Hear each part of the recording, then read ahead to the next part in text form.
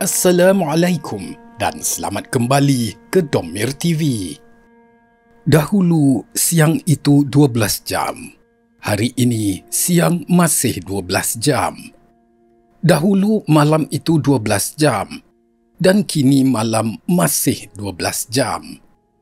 Matematik alam yang ditentukan Allah Subhanahu wa Ta'ala tidak pernah berubah.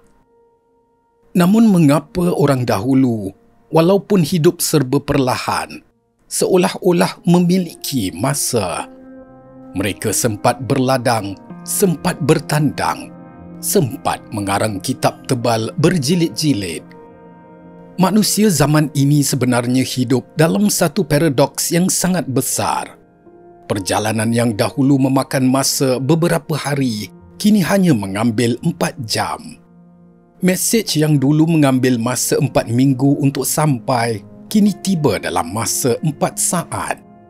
Urusan bank yang dahulu perlu lengoh beratur, kini selesai di hujung jari dalam beberapa minit.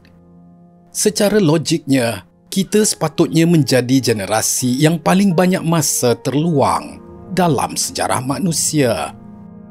Tetapi realitinya, kita menjadi generasi yang terpaling sibuk, terpaling stres dan terpaling tidak sempat. Kemana perginya masa yang sepatutnya jimat itu? Kebanyakan teknologi yang tercipta hari ini bertujuan untuk menyenangkan kerja dan menjimatkan masa manusia. Mesin basuh, kereta, komputer, telefon pintar dan lain-lain dicipta atas dasar memudahkan kehidupan harian. Hakikatnya, teknologi hanya mengubah cara manusia membuang masa. Masa yang dijimatkan daripada perjalanan yang jauh tidak kita gunakan untuk keluarga atau Tuhan. Sebaliknya, kita laburkan semula masa itu kepada pembaziran. Kita ada masa untuk menonton Netflix berjam-jam tanpa henti. Kita ada masa untuk bertelagah isu politik di Facebook dan TikTok dengan orang yang kita tidak kenal langsung.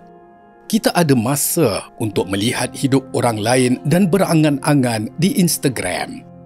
Namun bila diajak untuk menziarah ibu bapa, kita menjawab, "Aku tak ada masa." Bila diajak ke masjid pada malam Jumaat, kita berkata, "Aku sibuk."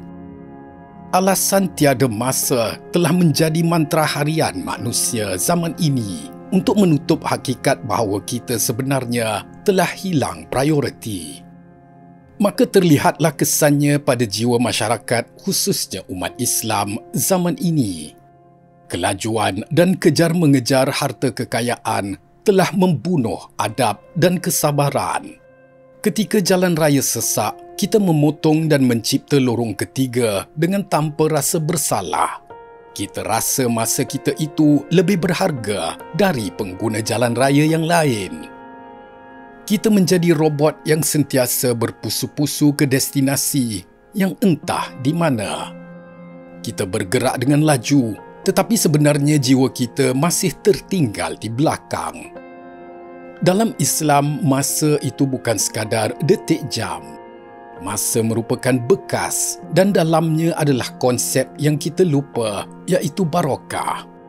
Jika Allah Subhanahu wa Ta'ala berkati masa itu, maka 24 jam sangat cukup untuk mentadbir separuh dunia.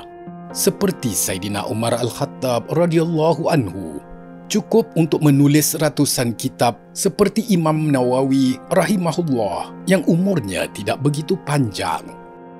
Namun apabila barakah itu dicabut oleh Allah Subhanahu wa Ta'ala, setahun terasa seperti sebulan, sebulan rasa seminggu, seminggu seperti sehari.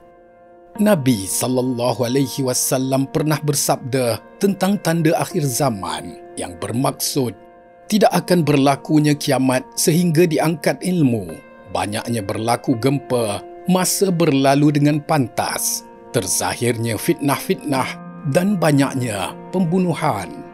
Imam Ibn Hajar Al-Asqalani menukilkan beberapa pandangan dalam memahami makna masa berlalu dengan pantas, seperti pendeknya umur, pendeknya malam dan siang seperti yang disokong di dalam hadis yang lain yang menyatakan masa berlalu dengan pantas sehingga setahun dirasa seperti sebulan dan juga manusia berterusan berada di dalam kejahilan.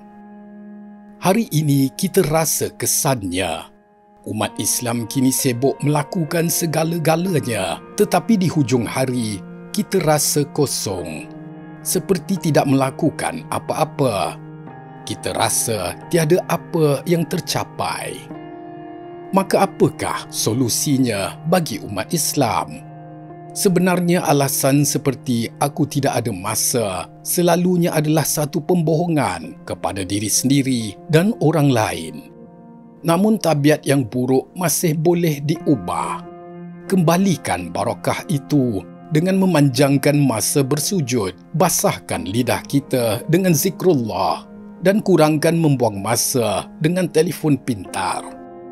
Jika kita tidak berusaha untuk meluangkan masa demi akhirat kita, maka kita tergolong dalam orang-orang yang paling rugi.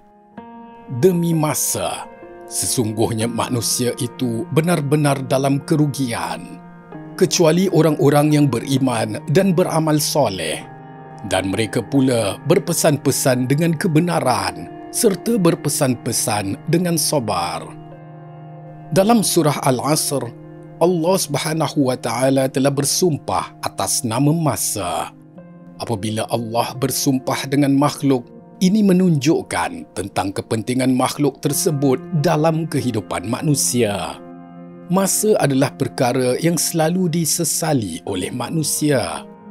Malah dengan sebab masa, orang yang telah meninggal dunia memohon hidup semula untuk beramal.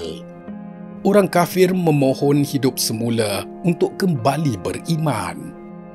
Demikianlah betapa berharganya makhluk bernama masa yang Allah Subhanahu wa Ta'ala bersumpah dengannya.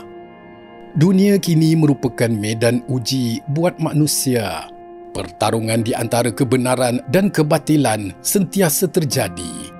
Di sinilah timbul keperluan menghidupkan sikap saling menasihati atas nama kesabaran dalam mengalahkan hawa nafsu. Ibnu Athaillah As-Sakandari dalam kitab Al-Hikam menyebutkan, berapa banyak umur yang meluas jangkauannya meski sedikit bilangannya. Berapa banyak pula umur yang begitu sempit jangkauannya meski banyak bilangannya. Barang siapa mendapat berkat dalam umurnya, dalam waktu yang singkat, ia akan memperoleh banyak anugerah yang tidak cukup terungkap dengan kata-kata.